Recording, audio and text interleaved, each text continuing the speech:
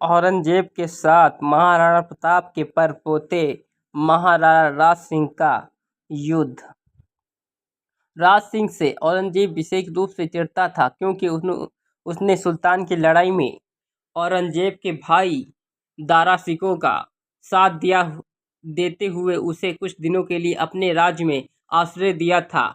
औरंगजेब इसे अपना अपमान मानता था। इधर मराठा क्षत्रिय शिवाजी महाराज की मदद करने के लिए आरोप में औरंगजेब जयपुर के मिर्जा राजा जयसिंह को विष दिलवाकर हत्या करवा चुका था। इसे महाराणा राज सिंह अत्यंत दुखी और औरंगजेब पर क्रोधित थे। जयसिंह महाराणा के बेहद मददगार और हिंदुओं को आरक्षित रूप से मुगलों के खिलाफ मदद करते थे। इसी दौरान पता चला कि औरंगजेब मेवाड़ के अंतर्गत आने वाली किशनगढ़ की राजकुमारी रूपमती से जबरन शादी करने के लिए सेना लेकर आ रहा है। उधर रूपमती ने राज सिंह को चिट्ठी लिखकर उससे ही शादी करने की इच्छा जाहिर कर दी।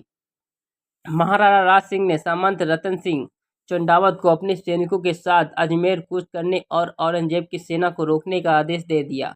रतन सिंह चंदावत की नई नई शादी हुई थी। वो पत्नी के मुंह प्यास में बटे हुए थे और बार बार उसके लिए युद्ध क्षेत्र से संदेश भिजवा रहे थे। इस युद्ध क्षेत्र में भ्रमित अपने पति को देख बूंदी की हाड़ा वंश की राजकुमारी ने अपना सिर काट कर थाली में रतन सिंह चंदावत को भिजवा दिया। रतन सिंह चंदावत बेहद ही साहसी और वीर योद्धा थे। जब दूत के माध्यम से उन्हें अपनी पत्नी का सिर मिला तो वो अपना मस्तक समझ गए और काल्पनिक युद्ध करते हुए औरंगजेब की सेना को रोके रखा और अतः वीर गति को प्राप्त हुए।